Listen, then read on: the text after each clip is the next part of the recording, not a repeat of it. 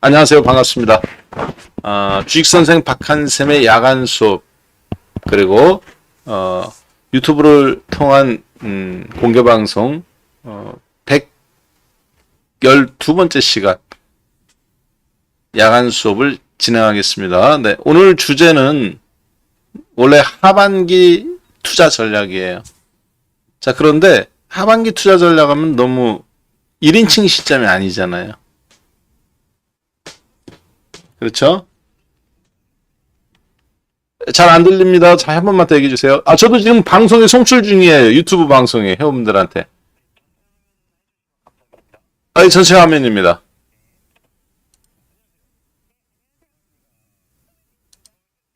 자, 그래서 제가 오늘은 근데 잠깐이지만 전화 연결 통해서 한경제TV 지금 방송이 오늘 특집으로 되어 있어서 제가 전화 연결을 해달라고 해갖고 지금 잠깐 전화 연결하고 저기 하도록 하겠습니다. 여러분들하고 방송이 같이 나가요.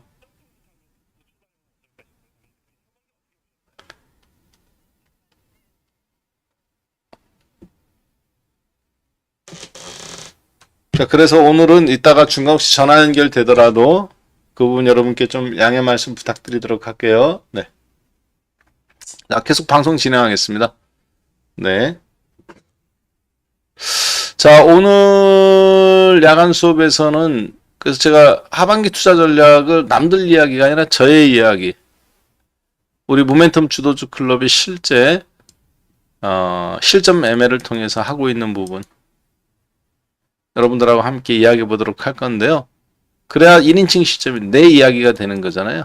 그렇죠? 네, 왜냐하면 중요한 변곡점의 흐름에서 그리고 저는 앞으로 이제 내일 한 주간 동안 어떻게 진행할 건지, 그리고 앞으로 하반기에 또 어떻게 대응할 건지 하는 부분들에 대해서 여러분들하고 함께 이야기해 보도록 하겠습니다.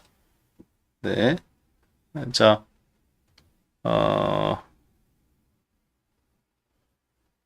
그런 흐름 속에서 오늘은 제가 생각하는 몇 가지 중요한 지표들이 있는데 주말에 지금 보니까 미국 시장에서 그 지표들이 크게 하나는 좋게 나왔고 하나는 나쁘게 나왔어요. 단적으로 어떤 거냐면 하나는 좋게 나온 건 다행히 국제 유가가 올라갔습니다. 국제 유가가 올라간 부분.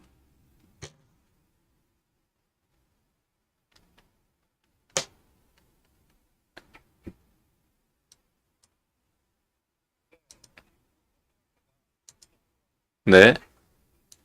그래서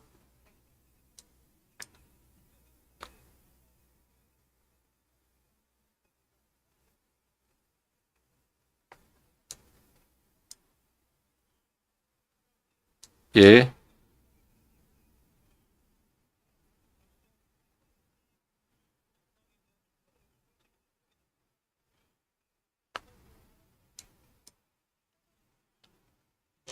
예, 국제 유가가 국제 유가가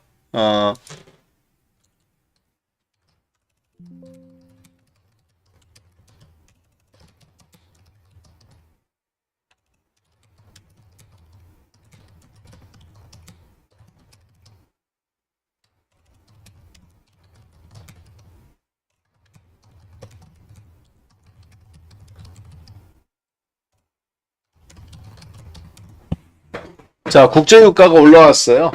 다행인 거는 국제 유가가 올라온 상황에서 국제 유가가 올라왔다는 얘기는 실물 경기가 좋다는 얘기죠. 그렇죠? 국제 유가가 올라왔다는 얘기는 실물 경기가 좋다는 이야기고, 실물 경기가 좋다는 이야기는 다행스럽게 주식시장에서 경기 침체에 대한 우려감이 사라진다는 얘기입니다.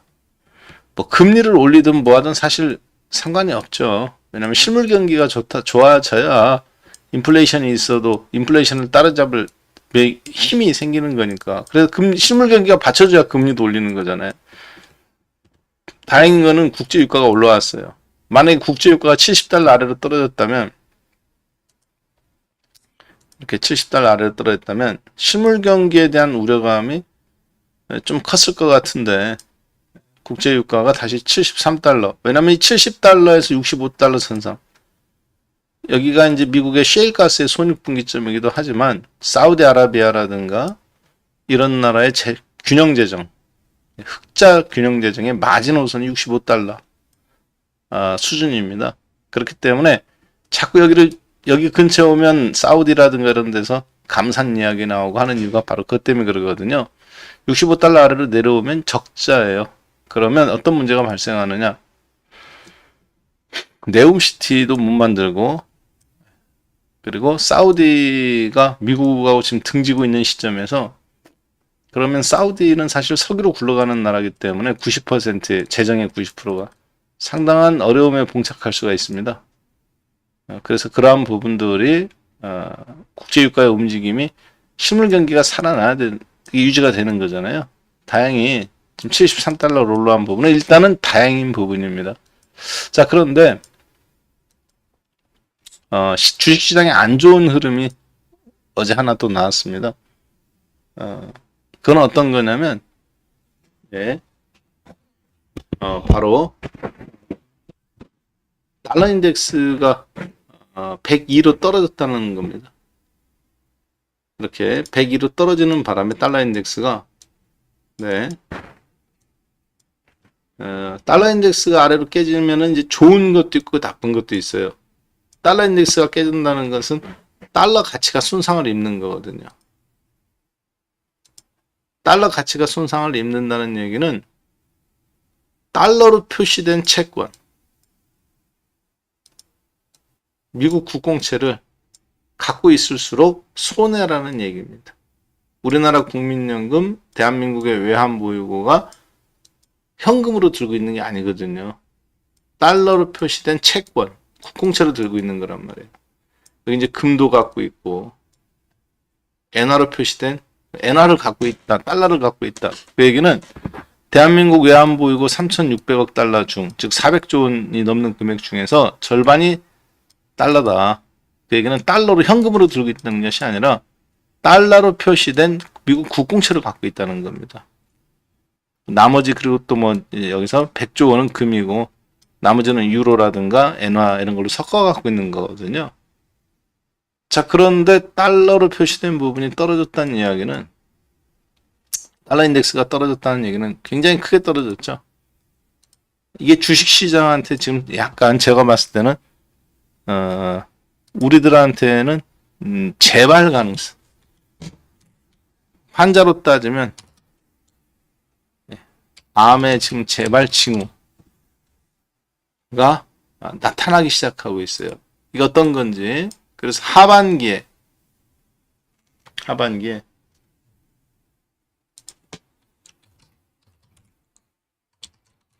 네, 하반기에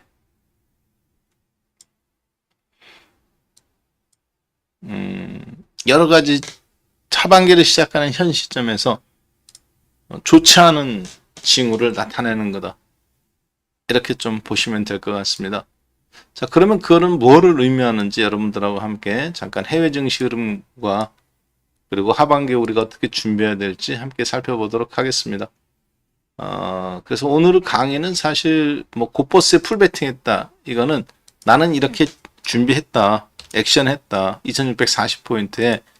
그리고 앞으로는 우리가 틀릴 수도 있고 맞을 수도 있겠지만 하반기는 나는 이렇게 생각한다. 그 부분을 제가 실전 매매하고 있는 부분 현재, 그리고 하반기에 제가 우려한 부분, 이런 부분들과 사이에 한번 보도록 하겠습니다. 네.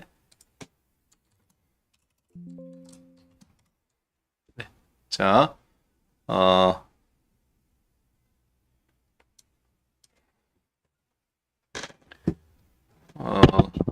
제가 혹시 그리고 방송을 하다가 여러분들하고 이제 전화 연결, TV 전화 연결이 돼서 10시 20분에서 10시 30분 사이 전화 연결이 될 것 같은데요. 그때 그 질문하는 것에 여기 우리 내용하고 잠깐 흐름에서 지나간 걸 한번 얘기한 건데 다시 얘기할 수 있고, 아니면 얘기하지 않은 걸 이야기할 수도 있겠죠. 전화가 언제 올지 제가 모르기 때문에 전화 연결이 되면 그래서 혹시 전화 연결해 가면서 자연스럽게 오늘 방송을 계속 이어나가도록 하겠습니다. 그걸 미리 여러분들께 좀 양해 구하고 말씀드릴게요. 저는 약 한 달 전에 여러분들한테 이 주제로 방송을 한번 했었죠. 그렇죠? 한 달 전부터 준비를 사실은 했단 말이에요. 그래서 그 제목이 좀 거칠긴 한데 그때 한 달 전에 요렇게 이야기를 했었습니다.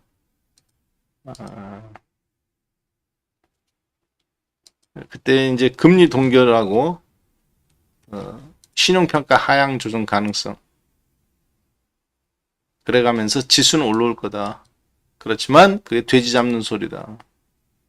잔치집 이제 돼지 마지막으로 돼지를 잡는 그래서 2650포인트에 저희가 다 같이 좀 조심하자. 2600 넘어가면서부터는 조심하자는 말이 뭐 지수가 못 간다 그런 말이 아니라 2200에서 이미 선행 매수한 사람들은 여기서 팔 생각을 수익 실현을 한번 할 생각을 생각하지 그래서 주식을 살 생각보다는 리스크 관리 그러니까 수익 회수에 관심을 갖지 여기서 씨 뿌린다고 다닐 수가 없지 않느냐 한번 끊어주고 다시 생각해보자 그렇게 언급을 했어요. 그리고 실제 그렇게 액션을 힘드시겠지만 해야 된다 언급을 드렸고 저도 주식을 이렇게 내가 현금을 많이 요즘 이번 연도에 가장 많은 현금을 지금 제가 갖고 있는데 이때 당시에는 제가 100% 밀릴 때 주식을 샀다 다 밀리는 걸 이용해서 근데 지금은 올라오는 2600부터 2650 사이에는 이 올라오는 것을 이용해서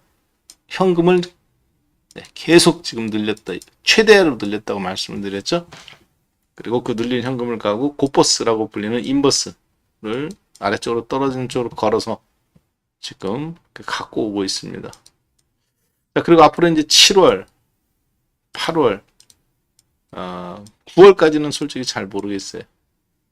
하반기 전체지만 하반기 앞으로 시장이 어떻게 진행이 될지 굉장히 변화무쌍한 그런 시간들이기 때문에 일단은 이번 7월에 포커스를 맞춰놓고 어떻게 진행을 할 건가 하는 부분을 집중적으로 좀 다뤄보도록 하겠습니다. 그래서 오늘 드리는 말씀은 이론적인 것보다는 실전 매매 중심으로 앞으로 여러분들이 어떻게 해야 될 건가, 대응할 건가 그 부분에 테크니컬적인 부분에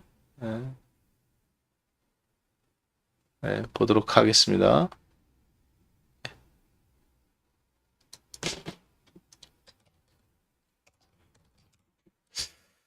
자, 그러면 한번 어제 미국 시장에서 있었던 것부터 한번 잠깐 살펴볼까요? 어제 미국 증시의 움직임입니다. 어제 미국 증시는 나스닥 지수는 윗꼬리가 이렇게 길게 달린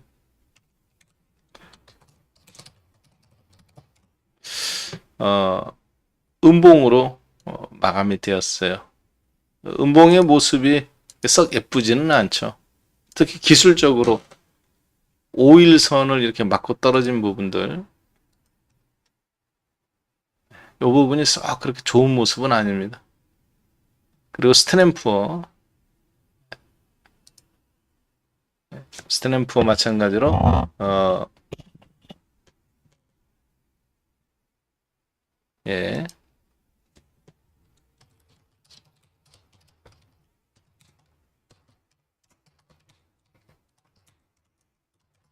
네. 네, 지금 소리 잘 들리시고 잘 보이시죠? 나는 소리도 잘 들리고 잘 보인다 하시면 33번 한 번만 부탁드려봐도 될까요? 네. 한번 아까 또 테스트가 끝났으니까 네, 제가 계속 진행하겠습니다. 네.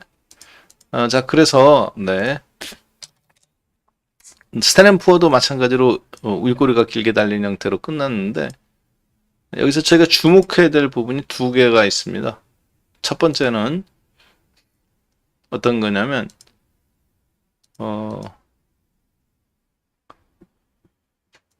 나스닥 100 종목 내에서 루시드 모터스와 리비안 오토모티브는 어제 상승의 주역이었습니다. 그럼 여러분들에게 지금 보이시는 이 종목, 요게 지금 리비안 오토모티브인데요.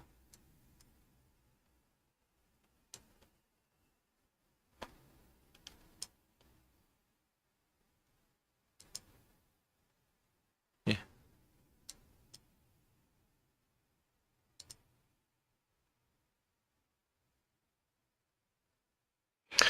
이 리비안 오토모티브가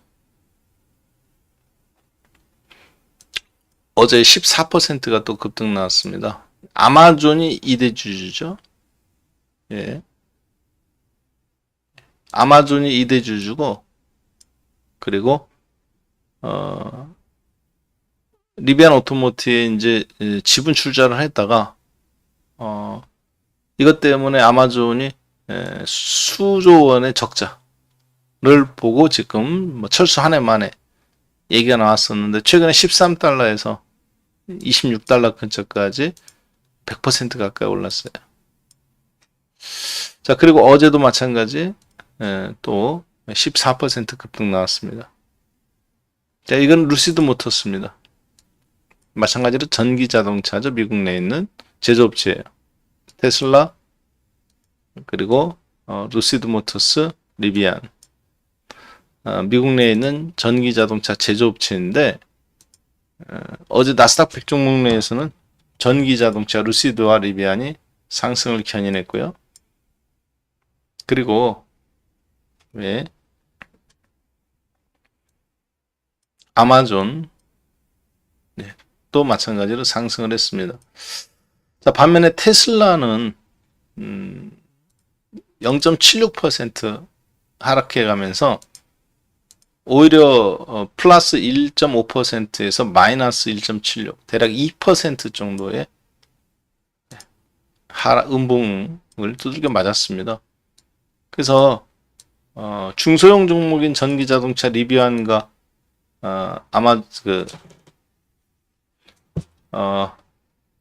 리비안과 루시드는 상승을 했는데 테슬라는 약세였다.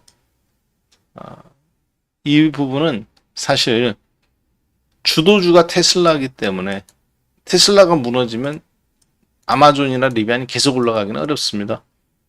근데 테슬라의 상승의 힘은 또 어디서 나오느냐? 마이크로소프트와 엔비디아에서 나오거든요. 자율주행 인공지능 칩을 만들고 있는 엔비디아, 그리고 그 엔비디아의 인공지능의 칩 발주를 주고 있는 마이크로소프트나 애플이나 혹은 구글이나 앞으로 이런 데서 이제 계속 발주가 나와야 되는 거잖아요. 특히 마이크로소프트. 근데 이 마이크로소프트가 최근 며칠 사이부터 조금 힘이 없습니다. 어제도 윗골이 달았죠. 음봉으로. 그리고 신고점을 돌파한 이후에 거꾸로 지난 2주간 동안 좀 침체되어 있단 말이에요.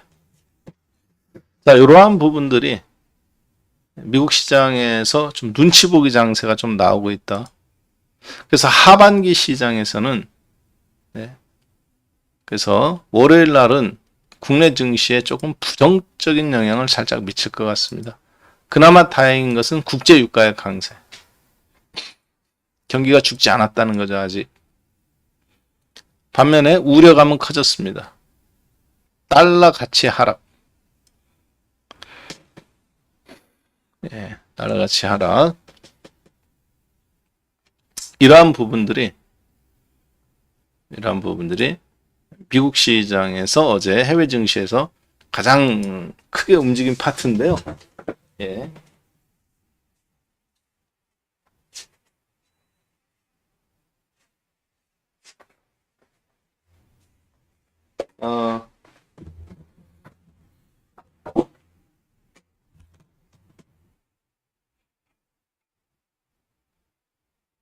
저러한 어떤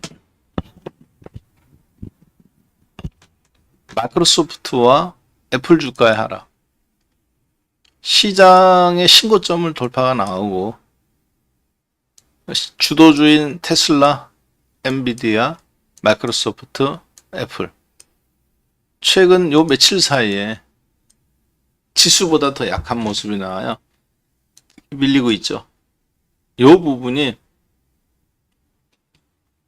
현재 미국 증시의 정점론.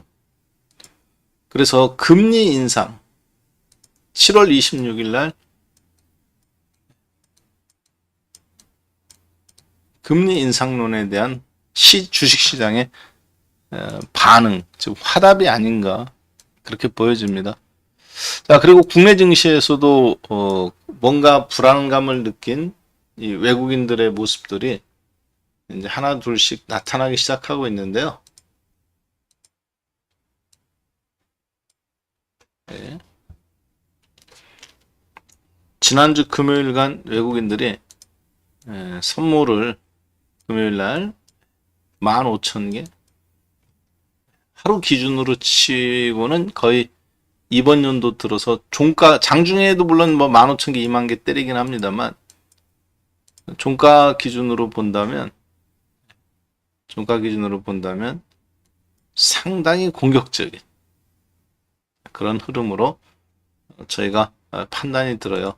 자, 그래서 저희들은 다음과 같은 부분에 조금 포커싱을 두고 하반기 좀 대응을 할 건데, 방금 제가 여러분하고 해외 증시를 본 이유는 어제 금요일 날 있었던 미국 증시의 움직임을 보고 우리는 당장 월요일 날 어떻게 대응할 것인가 하는 부분을 봐가면서 7월 달, 8월 달 혹시 시장이 이러한 흐름으로 가지 않을까 하는 하반기 예측 속에서 우리의 방향성을 좀 가늠하고 준비하는 그러한 흐름으로 오늘 큰 저거를 한번 살펴보도록 하겠습니다.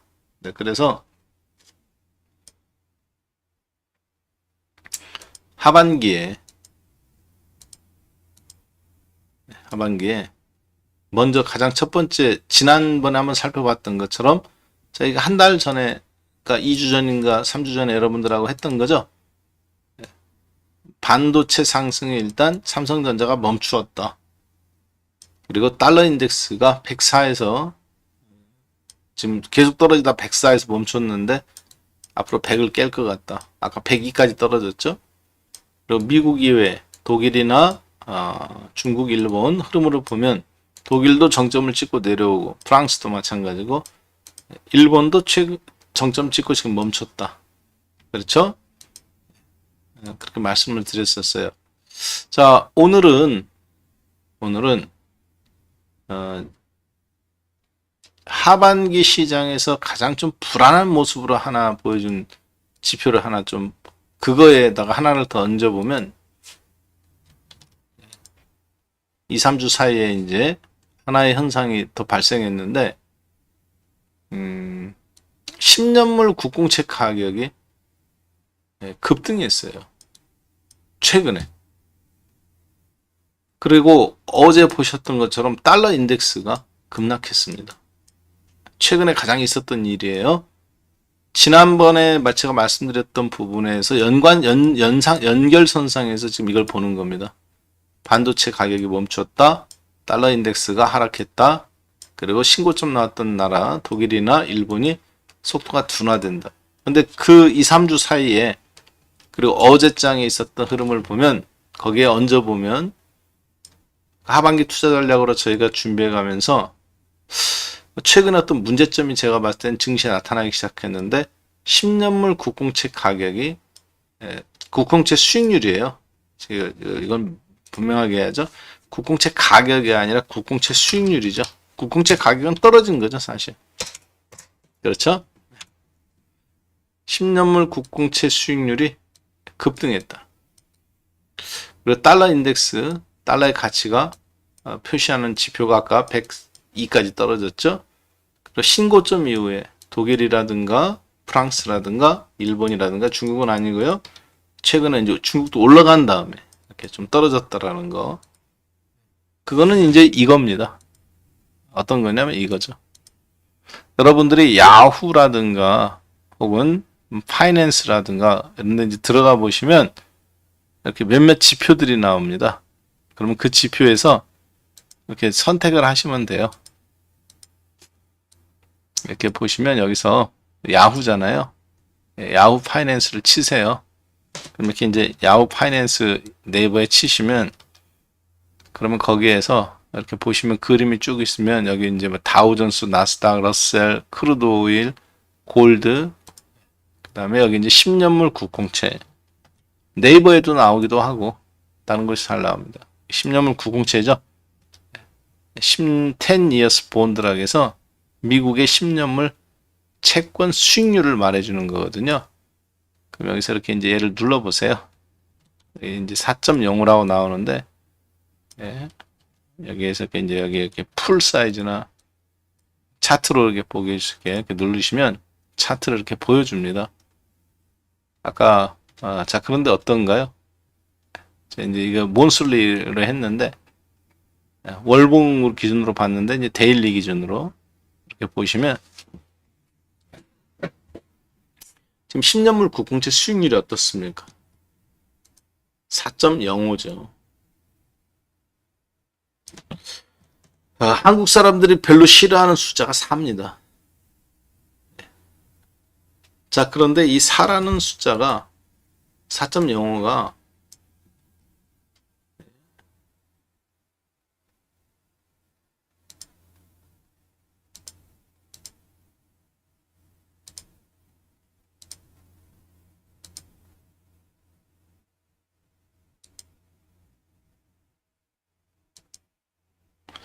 지금 제가 여기 표시한 부분이 딱 4거든요. 2023년도를 기준으로 4.4, 4.4까지 올라갔다가 한번 내려갔다가 다시 반등, 두 번째 내려갔다가 지금 다시 올라오고 있어요. 이건 뭐를 의미하냐면 미국 국공채를 사면 현재 시장에서 수익률이, 그러니까 이자를 은행에다 돈을 맡기면, 은행에다 돈을 맡기면 어떻게 됩니까? 이렇게 되겠죠? 은행에다가 돈을 맡기면 이자를 받고, 채권을 매입하면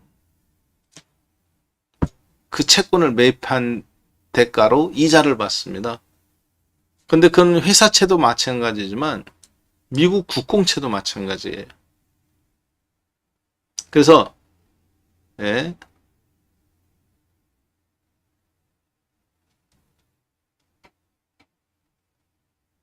미국 국공채 수익률이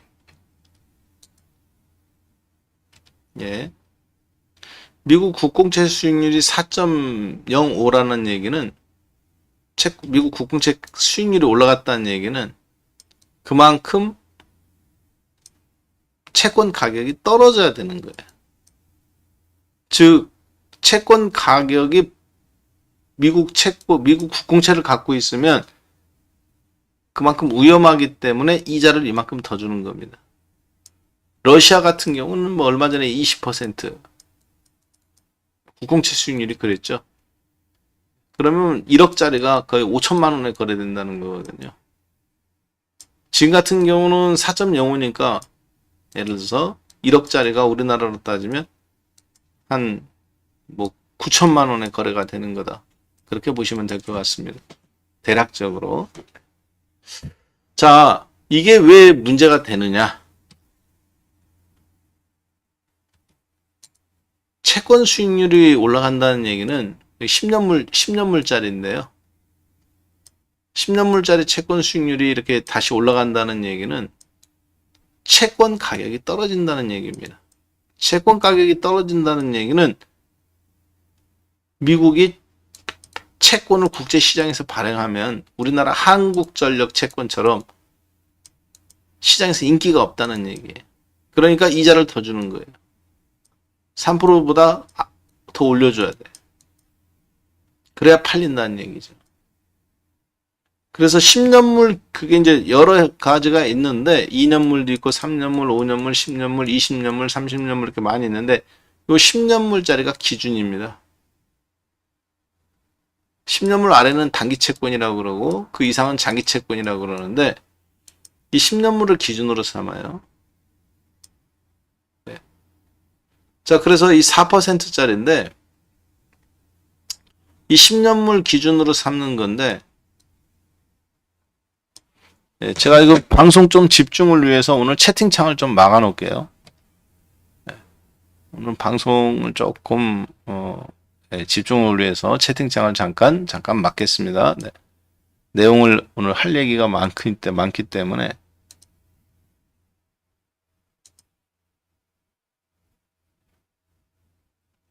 네. 유튜브 방송도 잘 나가고 있죠.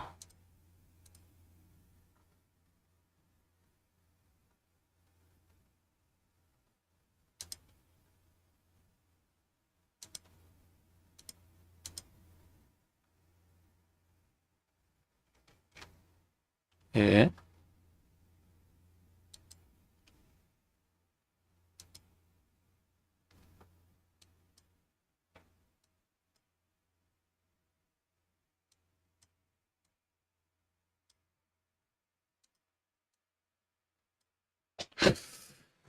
자, 그래서 이 채권 가격이 수익률이 올라갔다는 얘기는 채권 가격이 떨어졌다는 얘기고 그만큼 미국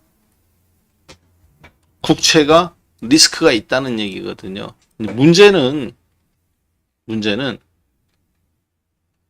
10년물 국공채 이자율은 2020년도 코로나가 걸렸어서 어떤 2020년도에 0.5%까지 시장 금리가 떨어졌습니다. 미국 정부에서 FRB에서 하는 것을 우리가 기준 금리라고 그러고요. 지금처럼 하는 것을 이제 시장 금리라고 보통 이야기를 합니다. 즉 얘가 시장 금리를 대변한다는 말이죠. 그래서 미국 기준 금리가 올리기 전에 미국이 정부에서 금리를 올리기 전에 FRB에서 먼저 올리죠, 얘가. 미국 기준 금리는 5%까지 지금 올라왔고 여기는 지금 4%예요. 자, 문제는 이 4.4를 돌파 나오는 순간 다시 인플레이션이 불을 붙이는 거거든요. 자, 그래서 시장 금리는 이 10년물 국공채 이자는 또 뭐를 상징하느냐? 인플레이션을 상징합니다. 인플레이션이 물가 상승이 있을 것 같으니까 미국이 앞으로 정부가 금리를 올리겠지. 그래서 10년물 국공채 이자율이 정부에서 결정하는 환율로 따지면 얘가 고정환율이라면 기준 이자율이 10년물 국공채 채권 이자율은 변동환율입니다. 시장에서 수요와 공급에 의해서. 이게 다시 4%를 돌파, 4.5를 돌파 나오는 순간, 4.4를 돌파 나오는 순간 어떤 이유인지는 모르겠지만 미국의 인플레이션이 물가 상승률이 고삐가 다시 풀려버린 거예요. 0.5에서부터 4.4까지 올라가고 그리고 CPI 지수가 계속 떨어지니까 어느 정도 잡혔다고 판단됐었는데 CPI 지수가 계속 빠졌잖아요. 그렇죠?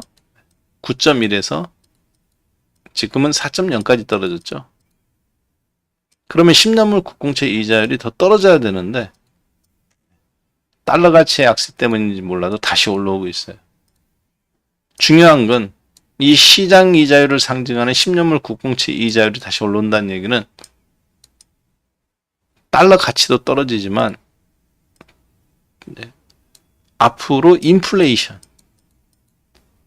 대한 우려감이 높아지는 거거든요. 자, 예전에 그러면 결국은 미국 정부가 인플레이션을 잡기 위해서 금리를 올렸던 것이 다시 도루묵이 될 수 있는 건데, 예.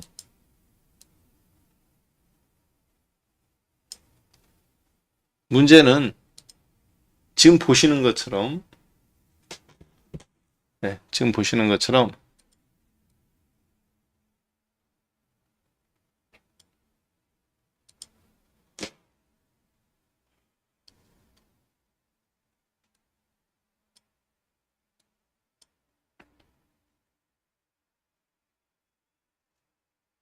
이걸 한 칸만 키워볼게요.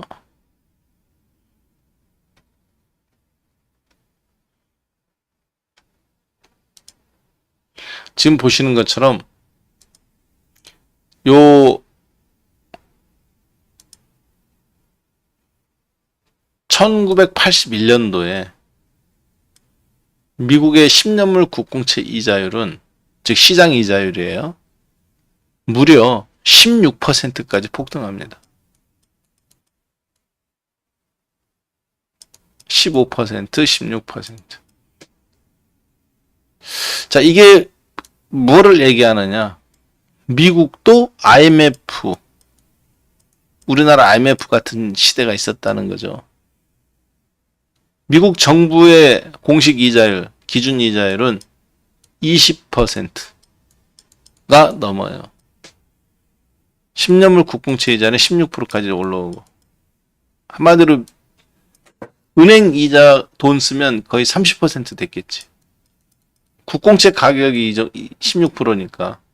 우리나라도 지금 국공채 사면 한 4%에서 3.2% 이자 줄 거래요. 대출 금리는 7%에서 8% 하잖아요. 요즘 담보대출, 일반 국민들, 신용대출. 그러면 실제 채권 국공채를, 가장 안전한 국공채를 갖고 있는데 16%를 주면 실질적으로 1억 원짜리 국공채가 거의 한 2천만 원이나 됐을까? 만기까지 갖고 있으면 1억 원짜리 2천만 원이면 5개 사면은 1억 원이면 2천만 원이니까 5개 5억 원어치 사는 거잖아요. 만기 되면 5억이 되는 거예요. 왜 그러느냐? 채권을 갖고 있는 것보다 차라리 은행에다 넣어놔도 40%, 50% 이자 받으니까 그렇겠지. 한마디로 미국에 IMF가 왔었다는 거죠. 한마디로. 발권국이니까 안 망할 뿐이지. 기준통화국이니까. 자, 그리고 나서 지난 40년 동안 계속 떨어지기만 했습니다. 계속 떨어지기만 했다는 것은 미국 국공채 가격이 계속 올라갔다는 거죠. 근데 이게 이제 다시 4%로 왔어요. 만약에, 자, 잘 들으세요. 너무 중요한 이야기이기 때문에 나는 잘 들린다 11번. 예. 어쩌면 오늘 여러분들이 이거 하나만 건져가도 하반기에 주식을 어떻게 해야 될까에 대한 큰 방향을, 지금 어느 단계에 왔는지 가늠하기, 충분히 전략의 모든 것이 나왔다라고 봐도 되겠습니다. 나는 지금 잘 들린다 11번 눌러주세요. 너무 중요한 이야기예요. 지금 잠시지만 시장 상승에 사람들이 취해서 참 너무 당연한 건데 잠깐 덮어놨던 거.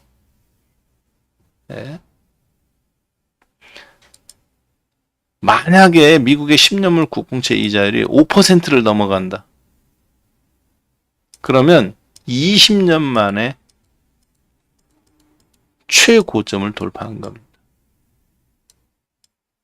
그 얘기는 계속 상승만 했던 미국의 채권 가격이 처음으로 20년 만에 가장 낮은 가격으로 떨어지고 있다는 거예요. 그 얘기는 거꾸로 얘기하면 무슨 얘기냐면, 미국 국공채를 갖고 있는 외환보유고가 많은 한국, 일본, 즉 외환보유고가 많은 나라일수록, 미국 채권으로 많이 갖고 있는 나라일수록 손실률이 눈덩이처럼 불어난다는 겁니다. 채권 가격이 계속 떨어지니까 20년 만에 채권 가격이 가장 낮은 가치로 떨어진 거잖아요. 그리고 무수한 채권 딜러들, 그동안 미국 국공채를 사면 항상 먹은 거잖아. 수익률이 떨어진다는 얘기는 채권 가격이 올라가는 거예요. 어느 자리에서 샀든 사면 1, 2년 버티면 먹고 했는데, 이제는 20년 만에 만약에 5%로 가면 4.4% 지나서 4.4% 지나서 미국 채권 수익률이 4.4%를 지나서 여기에 5%에 도달하게 되면, 4.4%를 지나서 5%에 육박하게 되면 20년 만에 2005년 이후에 최고의 돌파가 되는 거예요. 여기 한 2006년도 정도 되겠네요. 거의 20년 만에. 그러면 채권 딜러들은 20년 만에 처음 보는 가격 폭락입니다. 갖고 있던 채권이 다 손실이라고요. 국공채는. 10년물짜리는. 그리고 20년 만에 나온 큰 파동이기 때문에 2년물이든 5년물이든 10년물이든 섞어서 갖고 있는 채권 딜러들도 손실이, 누구는 막대한 수익이지만 또 누구는 막대한 손실로 시장에서 아마 다가올 겁니다.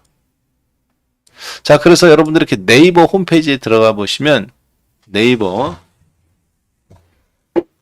홈페이지에 들어가 보시면 시장 지표라는 게 있어요. 그 시장 지표에 채권 금리라는 게 있습니다. 거기를 눌러보시면 이렇게 미국 국공채, 한국 국공채, 우리나라 10년물 국공채가 3.7620이네요. 즉 대한민국이 망하지 않는 한 원금 보장해주고 채권 가격 보장해주고 이자를 매년 이만큼 주겠다는 거죠. 10년물 있고 2년물, 3년물, 5년물, 30년물, 50년물 있네요. 왜 10년물이 맨 앞에 나오냐? 얘가 기준이기 때문에 그렇습니다. 자, 미국 같은 경우 지금 4.06 주네요. 뭐가 3년짜리가. 2년물짜리는 얼마 줘요? 4.95 주고, 3년물 4.66 주고, 30년물 4.70 주고. 자, 보셨지만 원래는 금리는 기간이 길수록 위험이 커지기 때문에 10년물보다는 20년물이, 20년물보다는 30년물이 더 이자를 많이 줘야 됩니다. 근데 지금은 어때요? 10년물짜리는 4.06이야. 4.06. 자, 그런데 30년물짜리는 얼마예요? 4.47. 4.47의 경우에 30년물짜리가 더 낮은 곳에 있어요, 이자가. 10년물보다. 10년물은 4.06, 30년물은 4.047. 이건 일시적으로 그럴 수도 있지만 이걸 뭐라고 그러느냐? 금리의 역전현상이라고 그러는데, 이 금리의 역전현상은 매우 불길한 징조입니다. 보통 대공황이 오기 전에 혹은 대주가 폭락이 오기 전에 나오는 그런 현상들이에요. 이게 잠깐 하루 이틀 혹은 한 달, 두 달 반복되면 모르겠는데 작년도에도 잠깐 왔다가 이번에 지금 또 그러거든요. 아주 안 좋은 현상입니다. 자, 더 안 좋은 건 뭐냐? 2년물짜리, 3년물짜리, 5년물짜리 단기 채권, 특히 2년물짜리. 단기 채권이 이자가 4.95예요. 근데 30년짜리보다 더 높습니다. 그 얘기는 시장에서 많은 사람들이 단기적으로 미국이 금리를 올릴 거라고 보고, 혹은 단기적으로 인플레이션이 급등 나올 거라고 보고, 30년 뒤에는 어떻게 될지 모르겠다. 올라갈 수도 있고 떨어질 수도 있겠지만 어찌됐든 단기적으로는 급등 나올 거라고 보고 단기 인플레이션 및 금리 인상에 대한 베팅하고 30년물짜리는 매도하는 겁니다. 그래서 이 스프레드를 먹겠다는 건데 정상이 아닌 거죠. 그렇죠? 기간을 많이 짧게 빌려준 애가 이자를 더 많이 받아요. 길게 빌려준 애보다. 야, 나 돈 1억원만 꿔줘. 은행 가서. 얼마 필요해? 2년 필요해. 그래, 4.95 이자 줘. 너는? 난 30년 필요해. 심지어 담보물인 아파트 담보대출을, 주택담보대출을 받을 때도 2년이나 5년, 3년보다는 30년짜리가 기간이 길기 때문에 리스크가 더 크니까 이자율이 더 높습니다. 근데 여기는 담보도 없잖아요. 국공채는. 미국 나라를 신용으로 담보로 하는 건데. 또 불구하고 단기 이자율이 10년물보다 더 높아요. 아주 높은 곳에 있죠. 굉장한 리스크. 마치 대지진이 일어나기 전에 바다 심해 대왕 오징어나 대갈치가 민물 해안가로 떠밀려 왔다. 그러면 야, 이거 지금 바닷속에서 뭔 일이 있는구나. 대지진이 일어나는구나. 일본 대지진 날 때 항상 그런 징후가 있잖아요.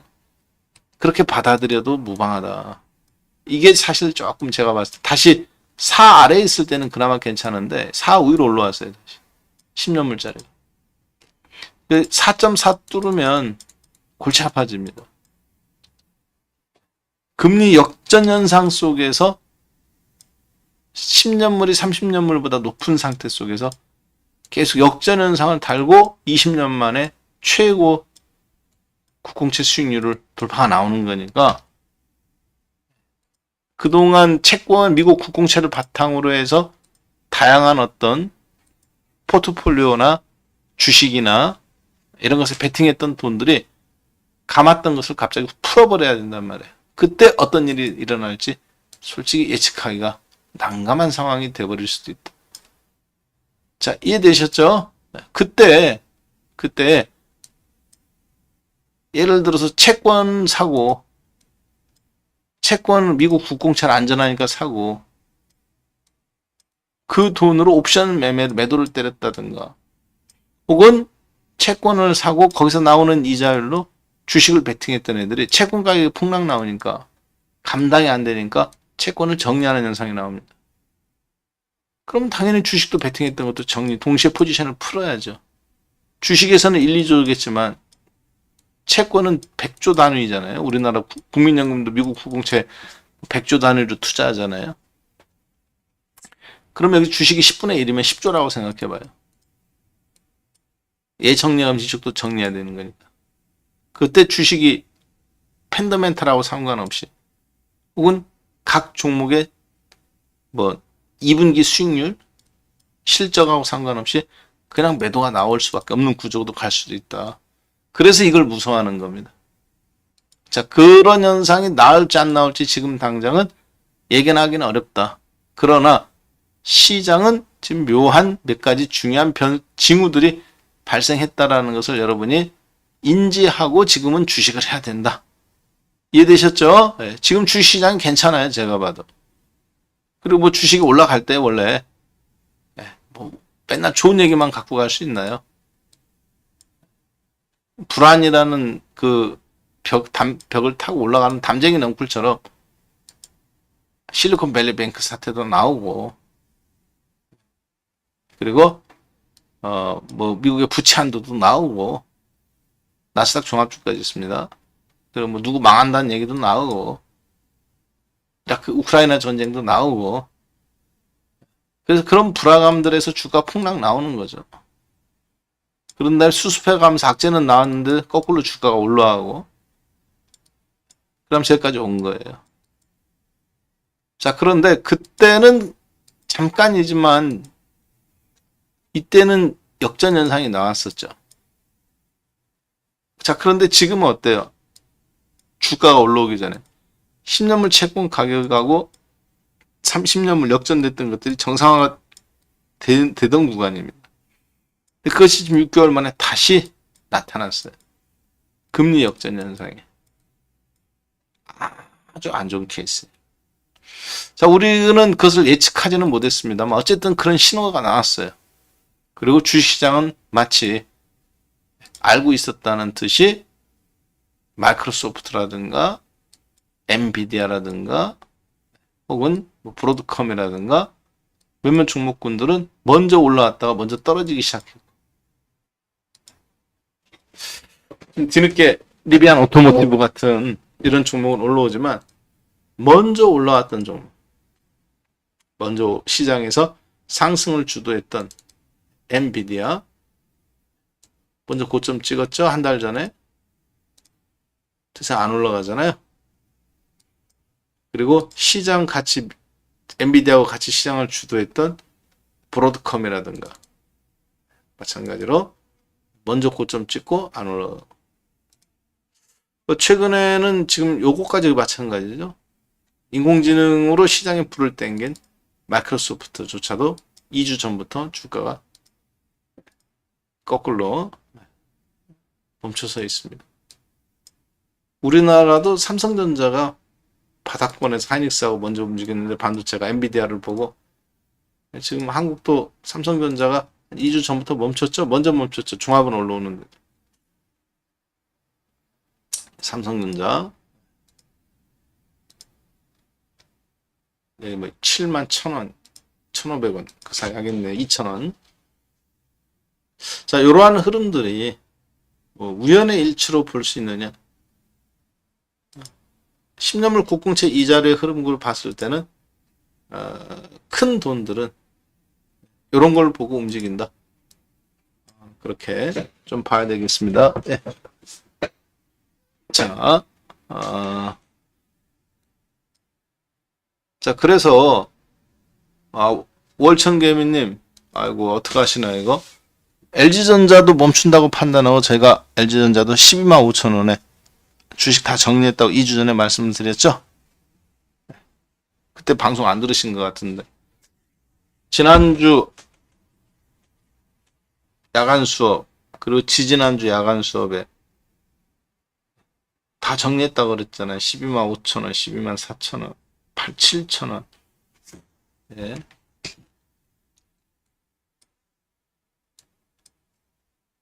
저희는 모멘텀 주도주 클럽은 그래서 2630포인트에 그래서 50포인트 사이에 오늘 강의 주제 그대로 주식을 2640포인트 30에서 50 사이에 다 정리하고,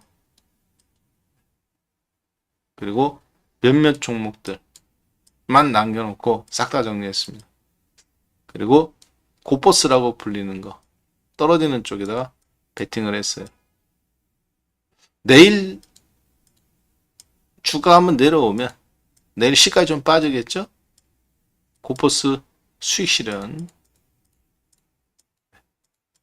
해서 그 다음에 이제 주식을 LG전자를 사든지 삼성전자를 사든지 단기낙폭 과대한 종목을 그렇게 이제 하려고 저희가 준비 중에 있습니다. 셀트리온을 살 수도 있겠고, 그렇지만 지금 어제 미국 증시를 보면 바이오주가 대거 폭락했어요. 여러분들도 다 아시다시피 바이오주가 가장 많이 빠졌기 때문에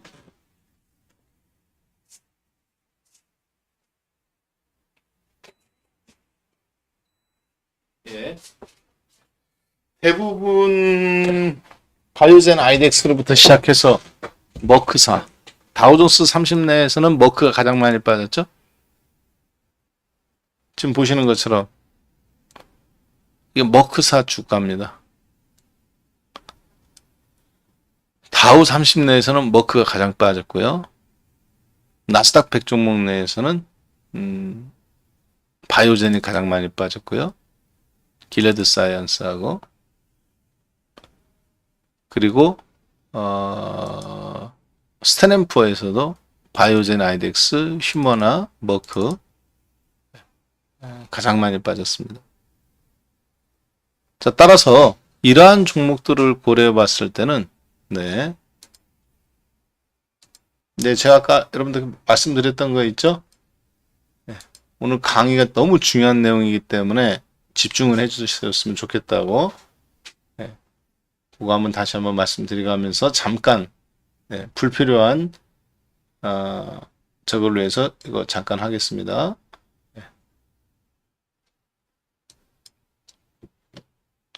자, 계속 진행하겠습니다.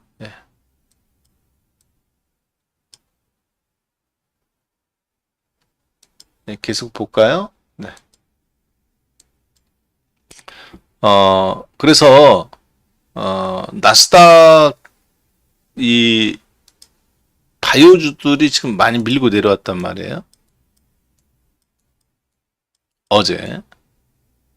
그리고 그러다 보니까 셀트리온이나 이런 거는 월요일 날 좀 사야 되나 말아야 되나 사실 좀 고민은 돼요. 반면에 예, 이 유가 관련주 슬럼버거나 할리버튼, 이 유가 에너지 및 유가 관련주, 소위 얘기해서 원유 서비스 지수라고 관련 종목이라고 볼 수 있는데요. 한국으로 따지면 SK가스, 인천도시가스, 경기도시가스, 얘들이 가스를 생산하는 회사가 아니죠. 유통시키는 서비스 회사지. 그런 것처럼 미국도 에너지 서비스 업종들이 많이 올랐습니다. 다이아몬드백 마찬가지고. 자, 그래서 바이오주는 어제 금요일 날 하락하고, 그리고 전기 자동차 테슬라를 제외하고 중소형, 그리고 에너지 관련주, 전력 서비스 관련 및 에너지 서비스들이 많이 올라왔어요. 자, 그것을 고려해 보면 우리나라 시장도 월요일 날에 뭐 그 흐름에서 크게 벗어나기는 좀 어려울 것 같습니다. 즉, 바이오 종목이 일단 시가 영향을 받을 걸로 보여진다. 코스닥이든 거래소든. 그리고 원유 서비스 업종들은 약간 긍정적으로 보인다. 예. 2.87 그렇게 판단이 되는데요. 자, 일단은 우리는 그런 흐름에 맞춰서 월요일 날 국내 증시에서 여러분들이 반응도 하고 대응도 하되, 예. 반응도 하고 대응도 하되,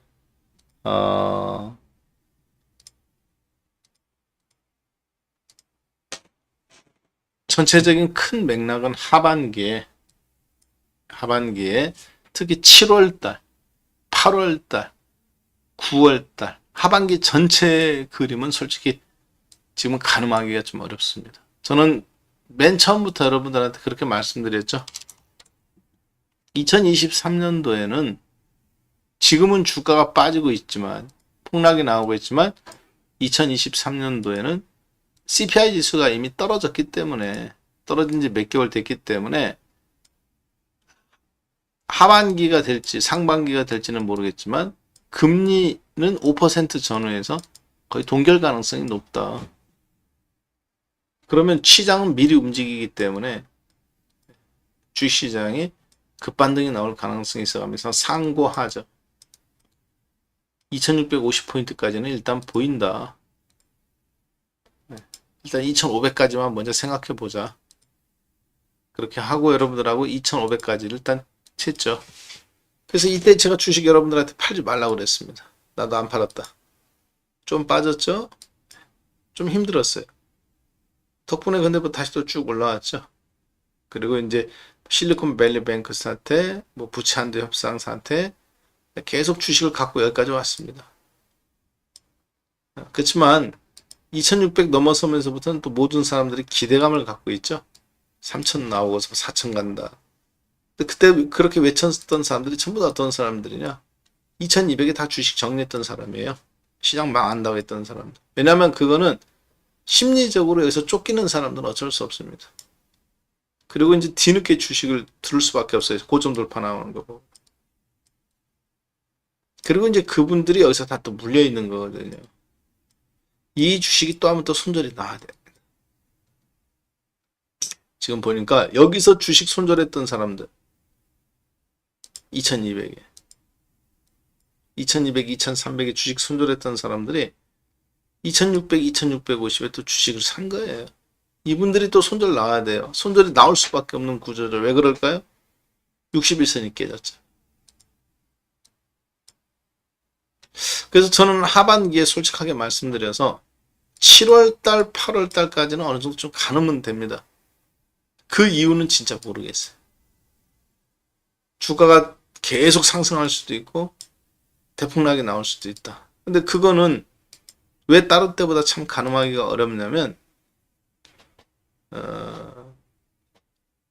현재 미국 정부의 금리가 5% 수준입니다. 그렇죠?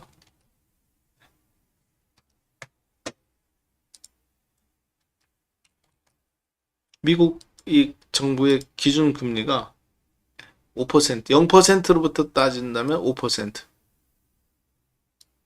0.25로부터 계산하면 5.25. 그러니까 사실은 0%부터 저희가 계산하기 때문에 5%라고 보시는 게 맞겠죠? 제로금리에서 출발했다고 보는 거니까. 그래서 5%예요. 자, 그런데 7월 달에 7월 26일 날 FOMC 회의가 한 번 더 있는데요. 7월 26일 날 FOMC 회의가 한 번 더 있는데 금리를 일단 인상할 가능성이 조금 높아집니다. 그래서 지금 미국 장도 흔들려지고 있는 거고. 문제는 혹시 마이크로소프트나 구글이나 애플이나 혹시 엔비디아나 시장을 선도했던 대형 종목들의 주가가 혹시 꺾이는 거 아닌가? 테슬라나 이미 다 고점 찍었죠. 고점 찍고 최근에는 뭐 2년 만에 혹은 역사상 신고점 찍고 지금 다들 일주일째 혹은 2주일째 혹은 한 달째 정점 돌파를 못하고 지금 멈춰 있잖아요. 혹시 이런 종목들이 멈춰간다 그러면 하반기에 주가가 어떻게 될지 솔직히 예측하기가 매우 어렵습니다. 왜 그러느냐? 아까 그 금리 인상 역전된 거 봤잖아요.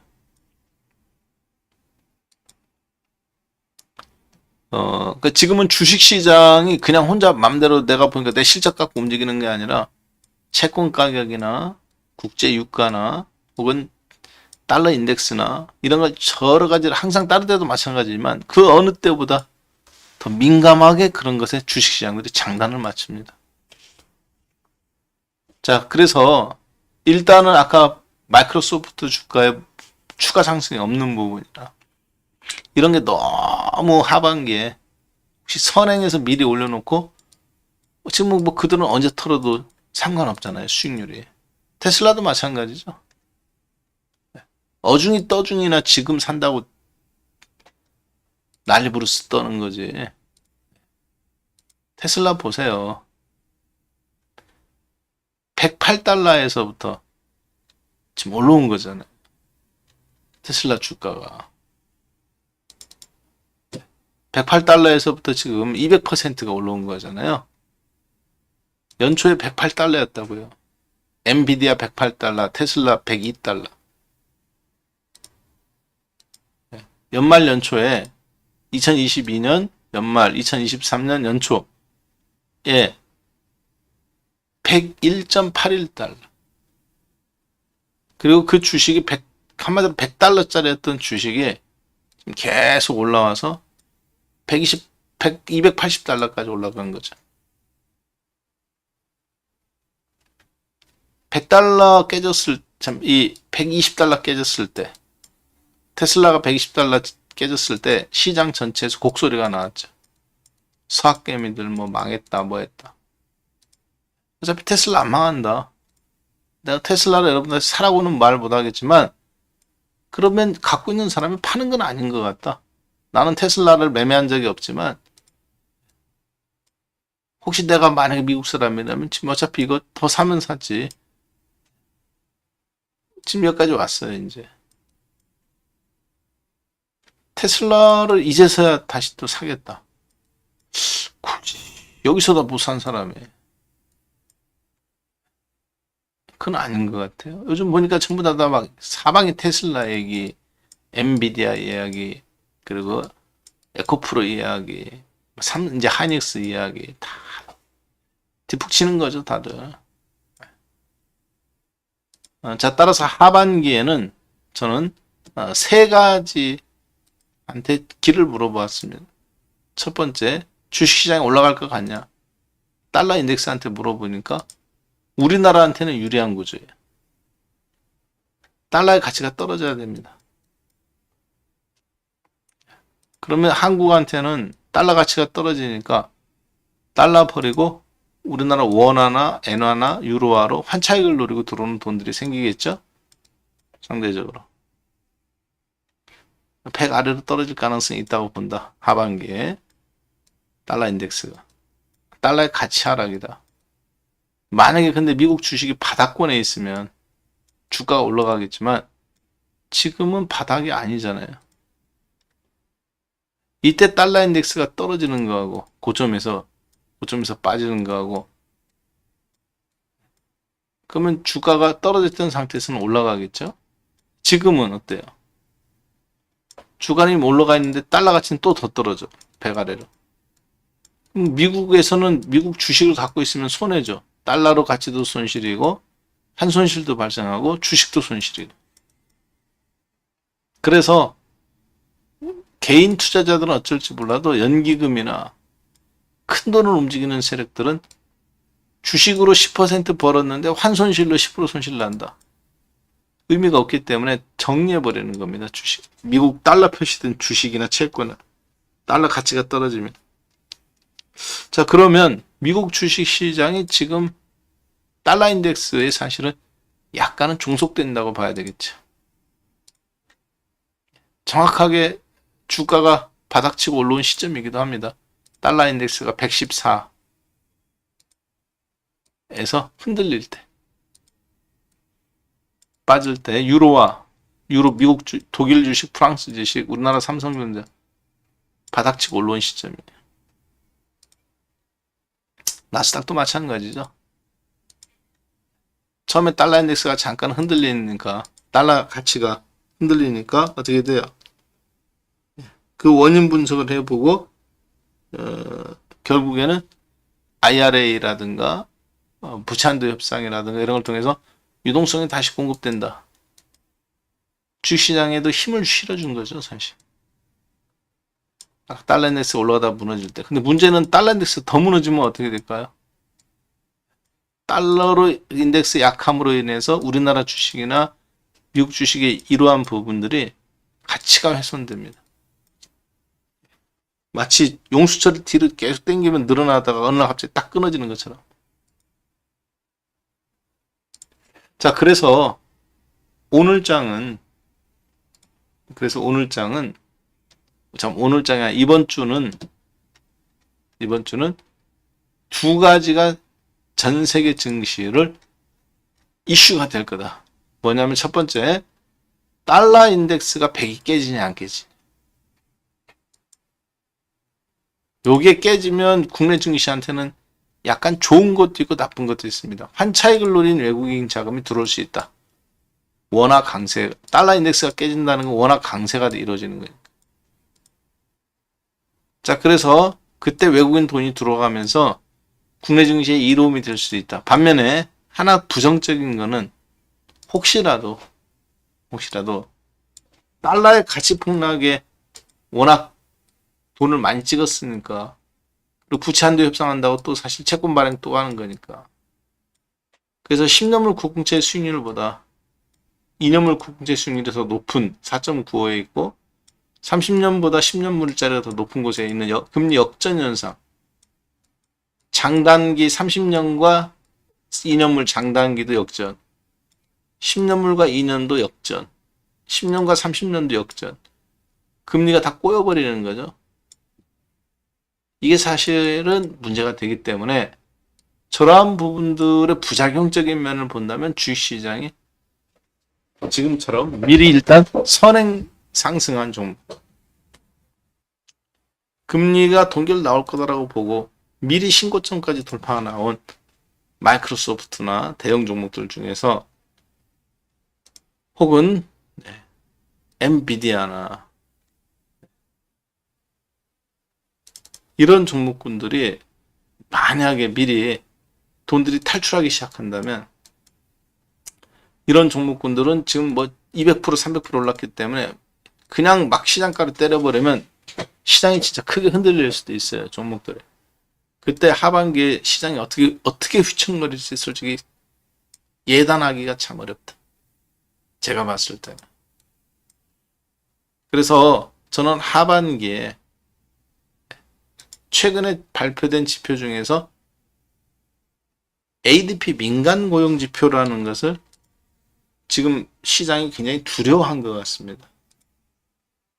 이게 무슨 얘기냐면, 민간인들도 고용 지표를 발표해요. 한마디로 우리나라도 아파트 시세 국토부도 발표하지만 KB국민은행도 아파트 시세를 발표하죠. 민간입니까? 정부입니까? 민간이죠. 민간은행이 발표하는 건데 정부에서 이야기하는 감정평가나 기준가보다 KB 시세가 모든 대출이나 이런 게 기준이 되잖아요. ADP 민간 고용지표도 민간 고용지표지만 가장 어떻게 보면 신뢰가 꽤 높다고 볼 수 있습니다. ADP 민간 고용지표가 49만 7천 명, 즉 7월 달에 7월 초에 발표된 6월 1일부터 6월 31일까지의 6월 달의 통계 지표, 즉 고용 지표를 민간 협회 같은 데서 산정했는데 49만 7천 명이 신규 채용된 걸로, 취업한 걸로 나옵니다. 취업이 증가한 걸로. 5월 달에는 26만 7천 명. 이것만 보면 미국의 경기가 굉장히 좋은 거죠. 왜? 20만 명에서 25만 명 정도, 혹은 26만 명 지난달에 신규 채용돼서 이번에도 비슷할 거라고 봤는데 2배 가까이 49만 명이 채용됐어요. 노동시장이 굉장히 뜨거운 겁니다. 노동시장이 뜨겁다는 것은 경기가 잘 돌아간다는 거죠. 경기가 잘 돌아간다고 보니까 국제유가도 올라갈 수 있는 거죠. 자, 근데 문제는 고용지표를 잘 보니까 경기가 좋으니까 금리를 올려야 해서 주가가 떨어진다. 이 얘기도 맞는 얘기지만, 그렇지만 그거는 제한적입니다. 경기가 좋기 때문에 금리를 올려도 이겨낼 수 있어요, 시장은. 그래서 주식시장 올라가야 되는 게 맞는데, 이번에는 좀 그래서 고용지표에 뭐가 올라갔나 봤더니, 고용지표를 구성하는 세부 내용을 뜯어봤더니 제조업 분야에서는 4만 2천 명이 오히려 줄어들었습니다. 반면에 레저, 그리고 뭐 호텔이라든가 혹은 무슨 뭐 음식점이라든가 혹은 맥주집이라든가 이런 데서 서비스업, 접객업이라고 그러죠. 서비스업을 종사하는 일자리는 왕창 늘어났어요. 23만 2천 건. 아까 46만 건인가 늘어난 신규 고용 인구 중에서 레저나 그 서비스업, 식당이라든가 이런 부분은 늘어났습니다. 한국으로 따지면 이제 식당이나 뭐 커피숍, 주로 정규직보다는 좀 어떻게 보면 뭐라 해야 될까요? 근무 연수가 단기적으로 이동하기 쉬운 부분. 제조업에서 이렇게 했던 기술을 갖고 뭐 배 만드는 용접을 한다든가 선박을 한다든가 반도체 삼성전자나 자동차 조립이나 이런 데서 제조업 같은데 철강이나 이런 데 있는 것보다는 거기는 줄어들고 이쪽은 늘은 거죠. 그러니까 노동의 정부 입장에서 봤을 때는, 미국 정부 입장에서 봤을 때는 엄밀히 봐서 노동의 일자리의 좋은 쪽, 미국 지금 대통령이나 미국이 키우려고 하는 제조업 파트, 반도체나 자동차나 여기는 줄어들고, 약간 좀 휘발성이 강한, 이동성이 강한 이쪽 분야는 일자리가 왕창 들고, 그래서 건설업도 9만 7천 명 들고. 문제는 뭐냐? 그것이 이런 통계 지표, 질은 떨어지는 거죠. 반면에 수치는 올라간 거예요. 49만 7천. 내용적인 면에서 보면 양적인 팽창은 있었지만 질적으로는 마이크로소프트도 대규모 감원하고, 페이스북도 대규모 감원하고, 아마존도 대규모 감원하고, 테슬라도 대규모 감원하고, GM도 포즈도 뭐 7,000명, 8,000명 감원한다고 하고. 전체적인 양은 늘어는 것 같아요. 그렇지만 포드 자동차에서 10,000명이 잘리고, 식당에 2만 명이 취업해서 늘어난 2만 명 취업 건수가 고용지표가 늘어난 거, 질은 떨어지는 거죠, 사실. 자, 그런 부분들이 시장에 대한 불안감을 좀 만들어내고 있다. 그렇게 좀 판단이 들어요. 제가 봤을 때는. 그래서 주식시장이 하반기, 최근 들어서 당장 하반기라고도 말하기 전에 최근 들어서의 주가의 약세, 주가가 못 올라간 이유, 엊그저께도 외국인이 왜 이렇게 선물을 때릴까? 지금 외국인들이 무신장 때리죠, 선물. 15,000개 때렸잖아요. 그렇죠? 외국인들이 이렇게 선물을 때릴까? 예.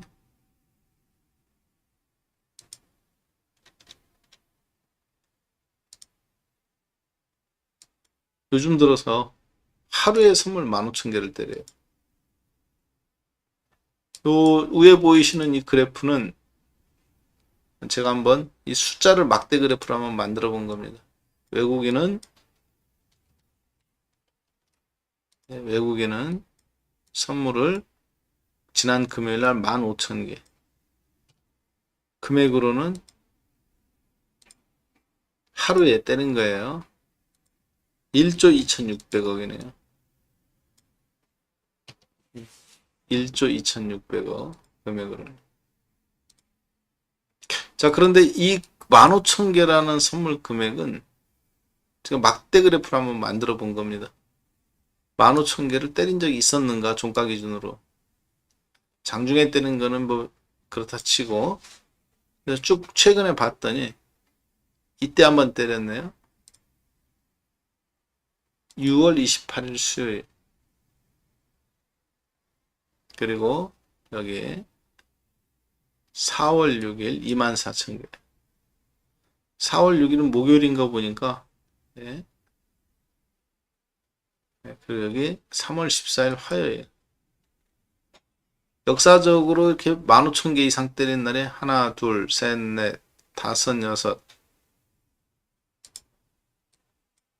일곱, 여덟, 아홉, 열, 열하나, 열둘. 역사적으로 15,000개 이상 때린 날에 12개나 13개밖에 안 되네요. 우리나라에서 선물 시장이 통계가 잡히기 시작한 날로부터 지금까지 15,000개라는 선물을 매도한 날짜를 히스토리를 다 뽑아봤더니, 제가 찍어봤더니 한 13개에서 많게 잡으면 14개, 적게 잡으면 13개 정도. 방금 여러분들하고 지금 확인했잖아요. 그쵸? 그렇게 될 것 같습니다. 이번 연도에 근데 특히 많네요. 하나, 둘, 셋, 넷. 지금까지 13번밖에 없는데, 지난 20년간 가까이. 근데 지금 보니까 그 가운데 13번이, 옛날에는 뭐 시장이 작았으니까 그렇다 쳐도 1997년도에 개장한 이후에 외국인들이 하루에 15,000개 이상 매도해갖고 가지고 건너온 날이 있는가 살펴봤더니 거의 없고, 요즘 들어서 좀 강하게 나타났습니다. 특히 요즘 밀집 대응이죠. 자, 그래서 선물 매도를 외국인들이 굉장히 강하게 했어요. 주식은 안 파는데. 주식은 삼성전자만 거의 갖고 있으니까. 지난 6개월 동안 산 주식이 14조의 4조입니다, 사실. 그런데 그 가운데 12조 원을 삼성전자만 샀어요. 외국인들은. 잠깐 한번 볼까요?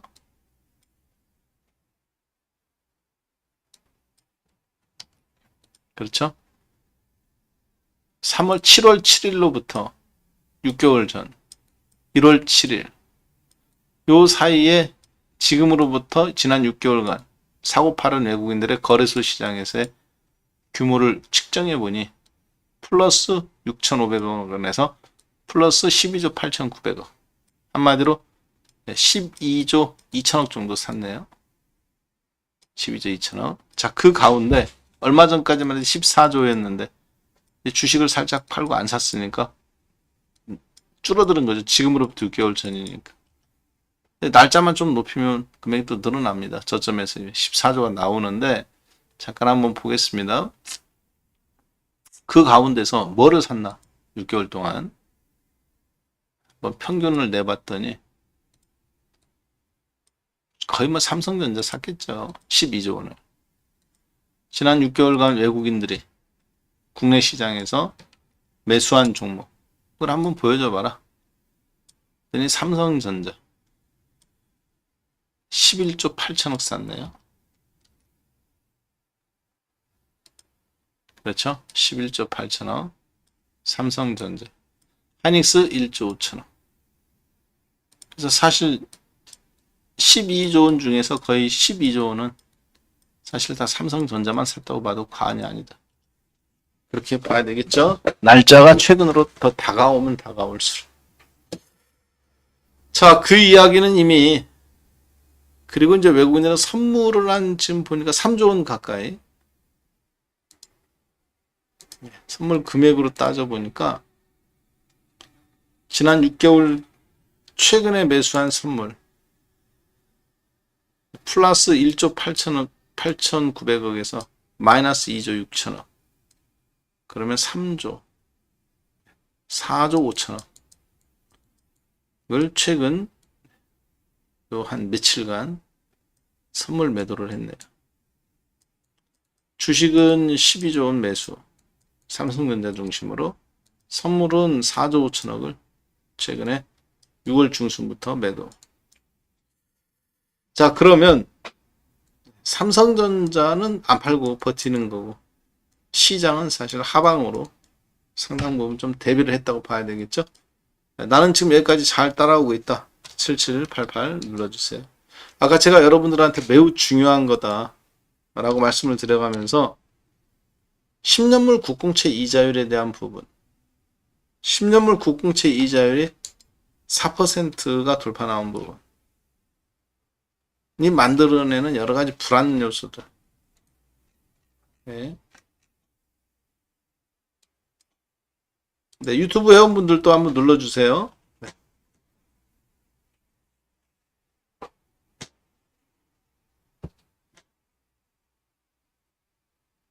예.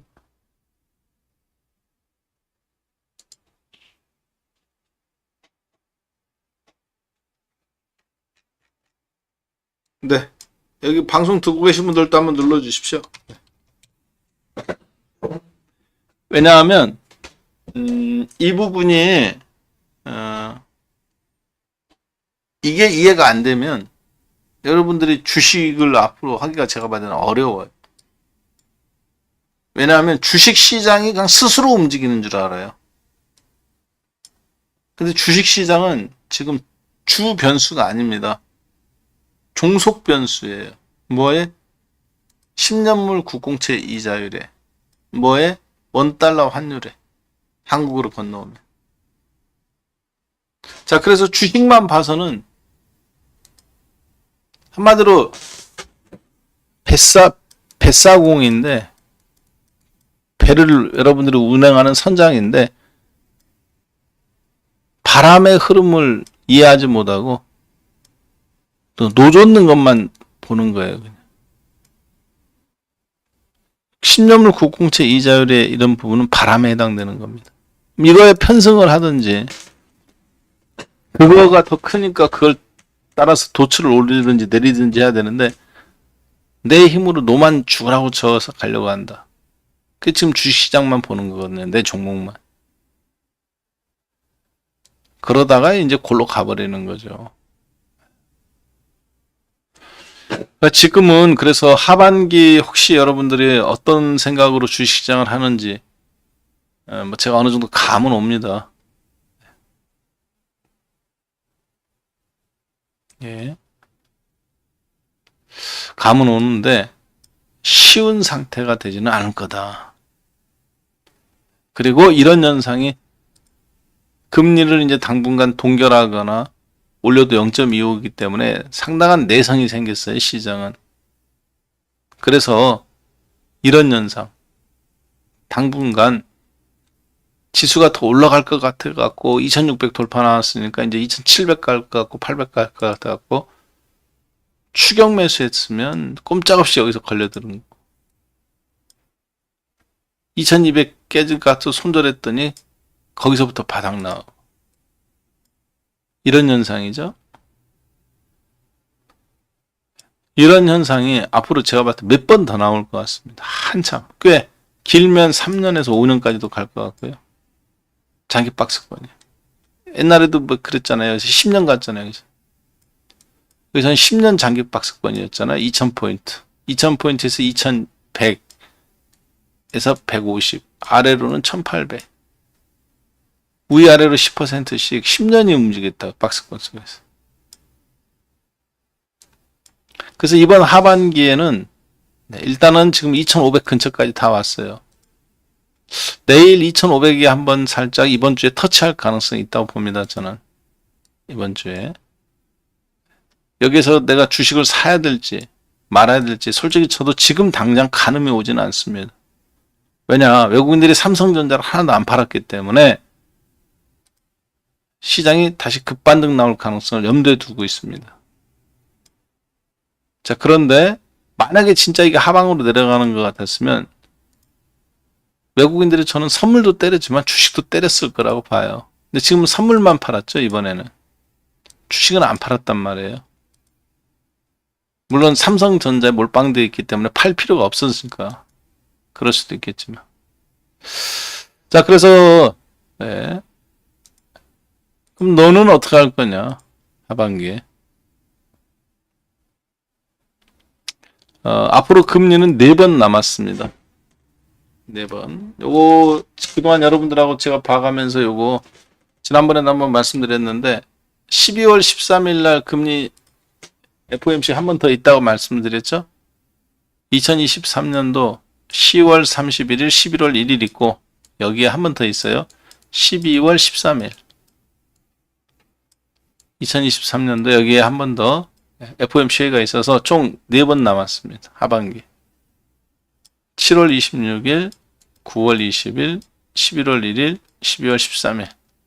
이번 7월 26일 날 0.25를 올리든 혹은 0.5를 올리든 어찌됐든 간에 지금 10년물 국공채 이자율이 4로 다시 육박했기 때문에 그리고 고용지표가 괜찮기 때문에 0.25 정도는 올릴 것 같습니다. 7월 달에. 그것이 이제 약간 선반영됐다고 보면 금리 올려서 주가가 잠깐 덜컹거릴 때 바닥 찍은 거예요. 예. 3, 4년 박스권장이 긴 건 아닙니다. 2010년도에서부터 2020년도까지 10년 갔잖아요. 차트를 한번 보세요, 우리나라. 그때는 그래도 경제 성장률이 뭐 3%도 되고 5%도 됐을 때야. 지금은 몇 퍼센트에 1%에 이제 더 오래 갈 수도 있죠. 일본이나 유럽처럼. 자, 그런 상황에 하반기가, 그래서 어떤 하반기가 나올지 솔직히 정말 예측하기 어렵다. 장기 박스권 상태로 가는 초입에 있을 수도 있고, 그래서 깨작깨작거리는 거죠. 2500을 중심으로 아래로 100포인트, 위로 100포인트, 2600, 2400. 하반기 이렇게 갈 수도 있고, 아니면 하반기에 불안불안하지만 3000포인트까지 꾸역꾸역 썸머랠리도 나오고, 어차피 뭐 금리 올리지도 않을 거니까 올려봤자 뭐 앞으로 0.5에서 1%밖에 안 남았다 이렇게 보고, 반면에 한편으로는 야 이제 뭐 마이크로소프트도 신고 좀 나왔고, 애플도 신고 좀 나왔고, 엔비디아도 신고 좀 나왔고, 테슬라도 신고점에서 멀지 않고, 저가 대비 200~300%씩 다 나왔는데 대형 종목은 50%씩, 엔비디아, 테슬라, 넷플릭스는 200~300%씩. 굳이 내가 뭐 지수가 더 올라간다고 확인해야 될 게 있겠냐? 먹을 만큼 먹었는데. 먼저 매수한 놈들이 먼저 터는 전략. 이게 가장 똑똑한 거죠. 그렇죠? 남들 안 살 때 주식 사가지고 남들 다 사고 싶을 때 지금 만약에 털고 나오는 놈들이 있다면 엔비디아, 테슬라, 애플, 마이크로소프트 요즘 보니까 그렇던데. 그러면 얘들이 시장에서 가장 똑똑한 애들이잖아요. 올라갈 거 미리 예측하고 산 거고, 지금은 떨어질 거 미리 예측하고 좀 던진 거고. 이놈들이 시장을 가장 잘 맞추는 놈들이니까 엔비디아나 테슬라 주식 베팅한 놈들이 지금. 그럼 이놈들이 만약에 지금 주식을 털고 있다면 시장은 위험한 거예요. 저는 그러한 흐름 속에서 약간은 하반기에는 그래서 저는 이렇게 결론을 내렸습니다. 어떻게 결론을 내렸냐? 예. 지난번에 풍악을 울려라 돼지 목 따는 시간이다. 3주 전인가 한 달 전인가 방송했을 때처럼 그때는 이제 제가 현금화, 수익화 전략이었죠. 근데 지금은 이제 조금 더 강화시켜서 수익화 전략 현금화는 했으니까 하반기에는 투자보다는 매매 전략, 즉 히트앤런 전략, 바이앤홀딩이 아니라 치고 달리기식, 치고 달리기 매매 전략, 즉 홈런을 칠 생각이 아니라 내 안타나 가벼운 땅볼 안타, 번트 형태로 짧게 치고 빠지겠다. 그리고 수익률보다 리스크 관리.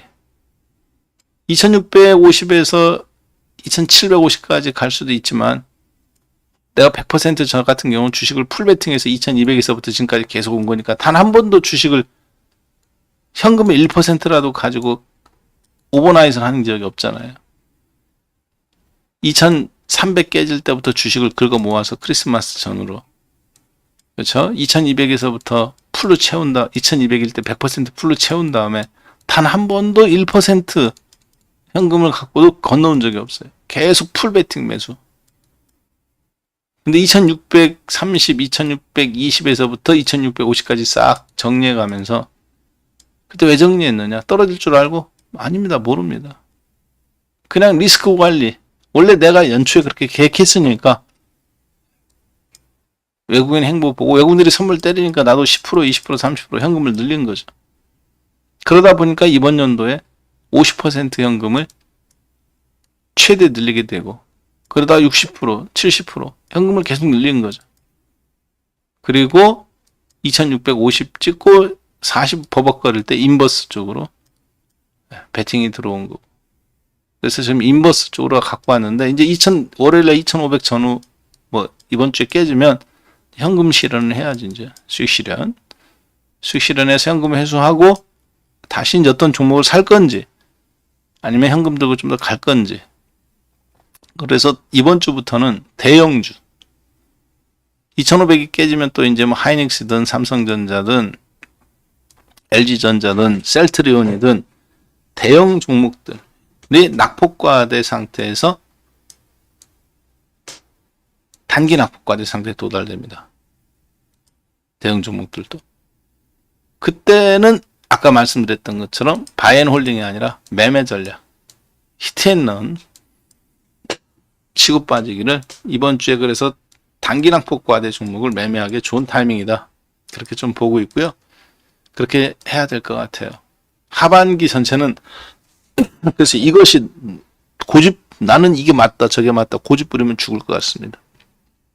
상당히 유하게 어떤 때는 시장과 반대로 됐다가 삼성전자 떨어지면 외국인들이 팔면 같이 팔고 전체는 하이닉스가 좀 불안하다 외국인들이 안 산다 더 이상 그럼 나도 주식 사는 거 멈추고 짧게 끊어치고 그렇게 해야 될 것 같아.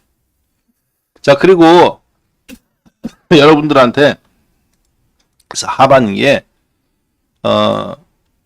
저희 모멘텀 주도주 클럽은 지금 여러분들이 들어오셔서 지난주까지는 제가 뭐 들어오는 거 일단 뭐 들어오지 말라고 그랬죠. 지금 들어와봐야 뭐 하겠느냐. 우린 주식 다 팔아놓고 인버스 들고 있는데 2주 전, 3주 전부터 물어보신 분들한테 제가 그렇게 얘기했잖아요.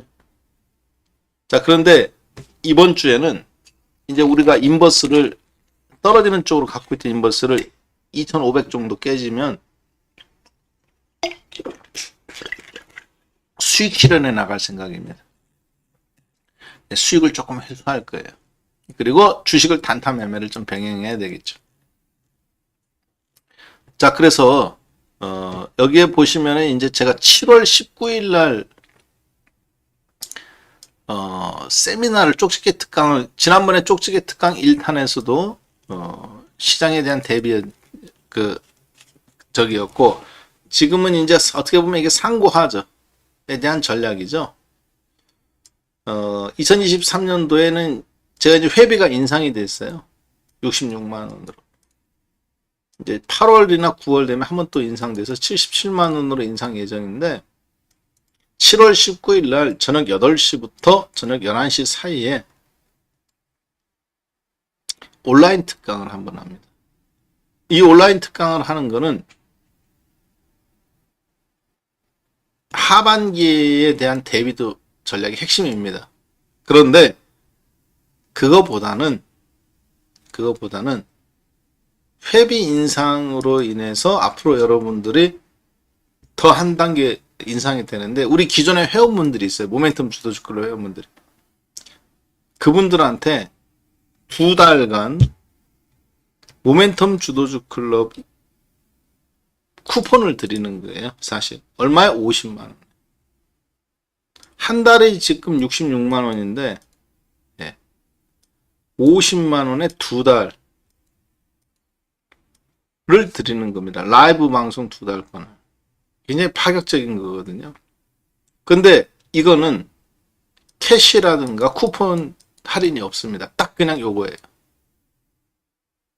그리고 하반기에 드리는 마지막 혜택입니다. 이제 월 77만원으로 지금 66만원인데 인상이 이미 한 번 됐는데 또 되거든요.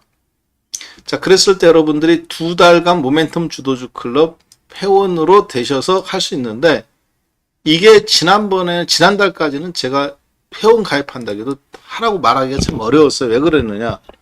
우리는 주식 다 정리하고 떨어지는 쪽으로 오고 있는데, 회원이 들어오셔갖고 주식 뭐 사요? 그러면 안 사요. 기다리세요.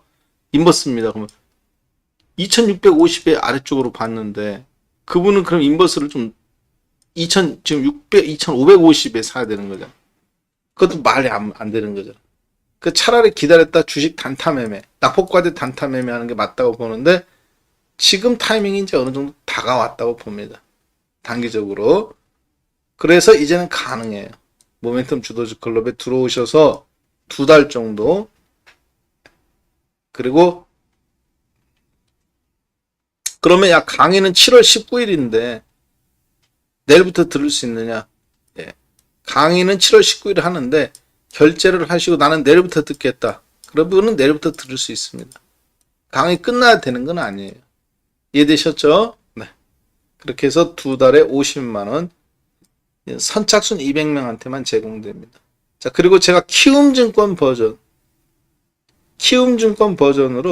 세력주 추정매매 검색기, 센 주식, 제가 매주 목요일날 밤 12시에 지금 거의 1년 가까이 박한샘의 센 주식이라는 주제로 방송을 해서, 거기 종목들도 그렇고 잘 지금 되고 있죠. 했던 것들. 이번에도 리스크 관리도 다행히 잘 현금화 전략도 했고, 그 센 주식에서 요 검색기 갖고, 종목 검색한 거 갖고 저도 말씀드리거든요. 자, 요거 근데 제가 그동안 대신증권 거로만 했는데, 키움증권판을 여러분들한테 이번 7월 19일 날 오신 분들한테는 제공합니다. 그래서 괜찮아요, 꽤 하시면은. 그래서 보니까 지금 기존의 회원분들은 거의 다 연장을 하시고 있고요. 요거 가입하시고 있고, 이제 신규 회원분 자리들은 한 뭐 몇 명 없을 것 같은데, 해서 200명 되면 그냥 마감하는 걸로 그렇게 생각하시면 될 것 같습니다. 자, 그렇게 해서 7월 ARS 번호로 가입하시면 될 것 같아요. 이게 가장 빠릅니다. 3490-4514. 자, 혹시 그리고 지금은 연결하다가 제가 이제 하반기는 이게 지금 처음이자 마지막 할인이거든요. 처음이자 마지막 할인이에요. 그렇기 때문에 아마 지금 여러분들이 전화 연결을 하셔도 잘 안 될 수도 있습니다. 회선님과 동시에 30명 이상이 하면. 그런데 혹시 안 되더라도 다시 한번 시도해 보세요. 왜냐, 동시에 다 같이 30명이 막 다 결제하지는 않으니까 한 1, 2분 있다 다시 하면 다시 잘 되실 겁니다. 네, 그 참조하셔서 하반기 때 요거 모멘텀 주도주 클럽, 이게 가장 핵심이죠. 2달 동안 같이 시장에서 실전 매매해 가면서 살아남으시는 거. 그 다음에 이제 검색기, 요거 갖고 종목 검색해서 저희도 대형주 단타 매매 낙폭과대 진행하는 거고요. 그걸로 살아남으셔야 돼요, 하반기에는. 그리고 시장이 올라갈 것 같다, 그럼 더 좋죠. 더 좋죠. 그러면 왜 2650에 팔았던 거 다시 시장만 올라간다면요, LG전자도 사고, 뭐 롯데 머트리얼즈 요즘 바닥에서 꿈틀꿈틀거리던데 포스코홀딩스도 사고 퓨처엠이나 현대차 기아차도 다시 사고 얼마나 좋겠어요. 시장만 간다면요. 근데 지금은 솔직히 미지수다.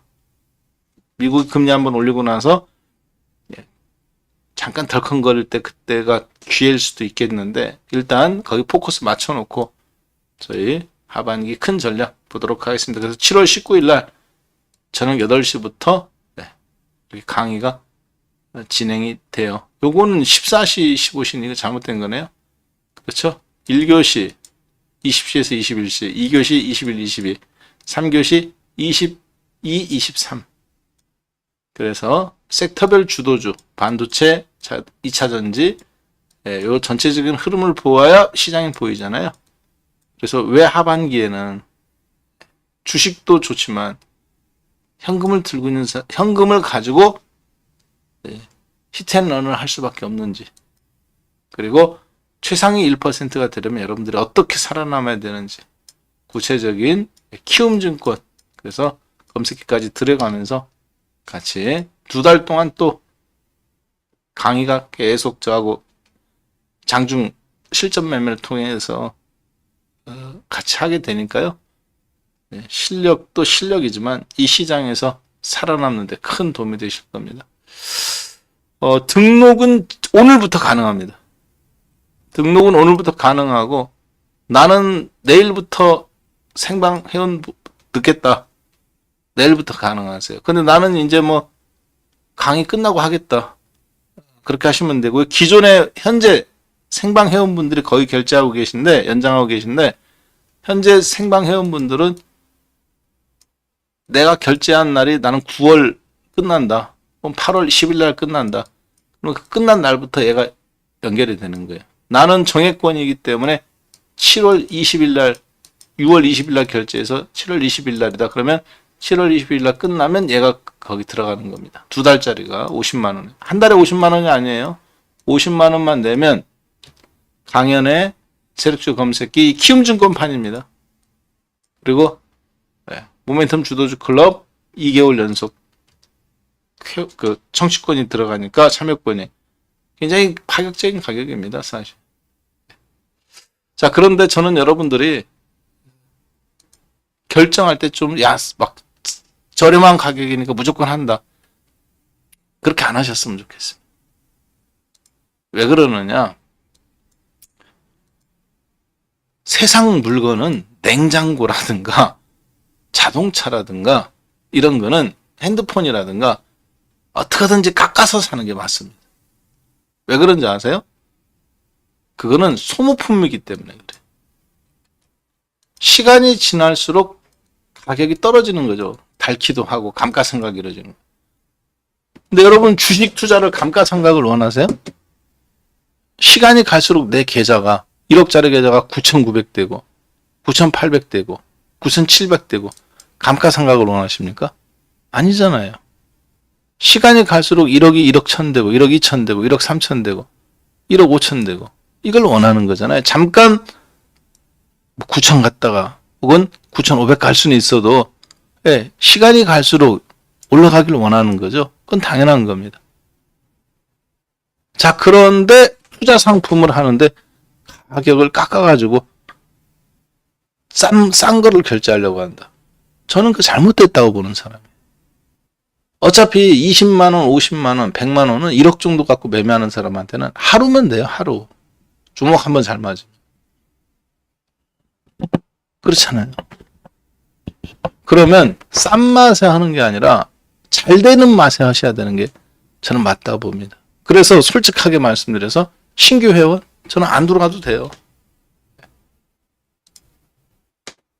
그럼 이거 왜 만들었느냐? 기존 회원분들한테 내가 어떻게 혜택을 드릴 수 있을까?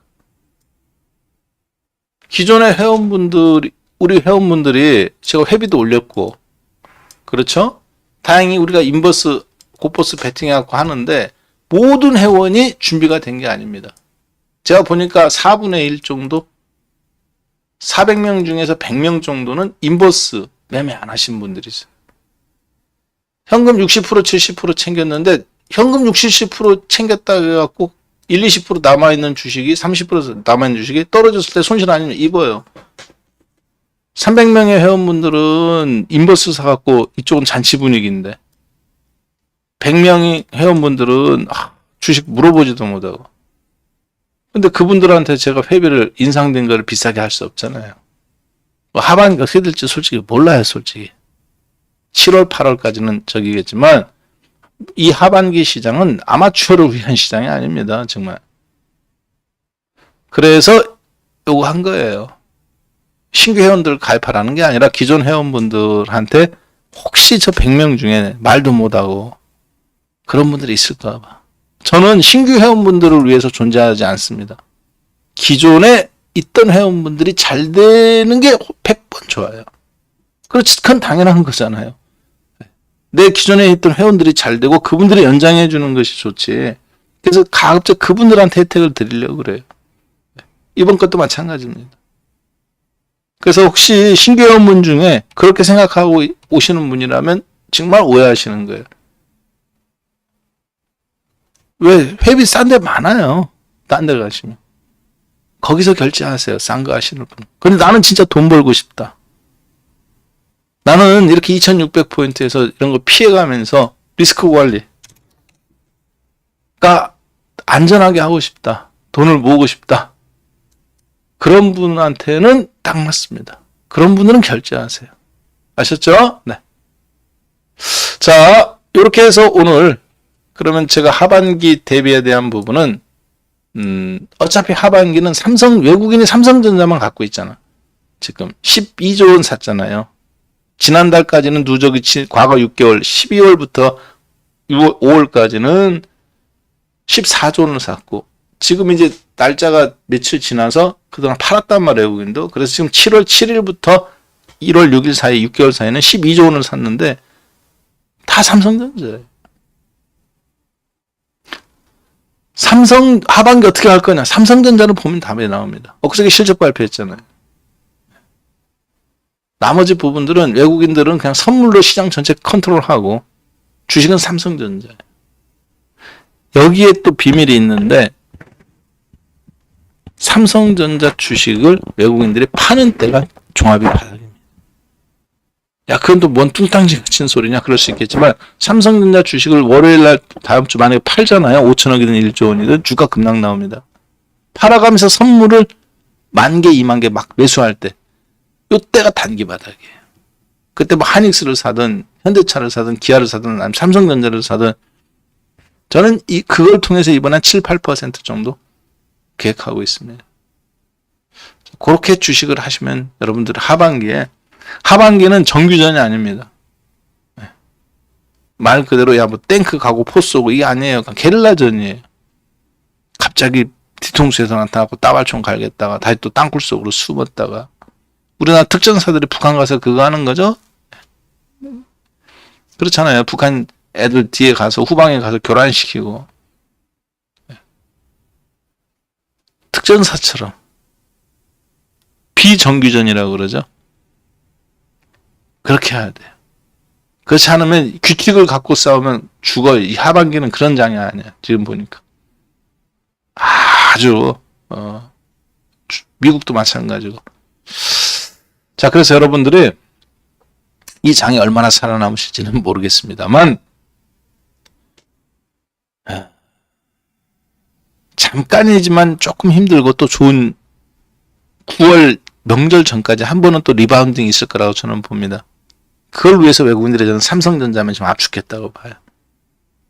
그러면 단기 낙폭 과대 종목, 요즘 카카오 이제 네이버 아주 이것들이 이제 재미난 장이 한번 올 것 같은데 그런 데서 많게는 1, 20%, 적게는 짧게 7, 8% 단기 낙폭 과대 히트앤런 전략으로 접근하시면 될 것 같습니다.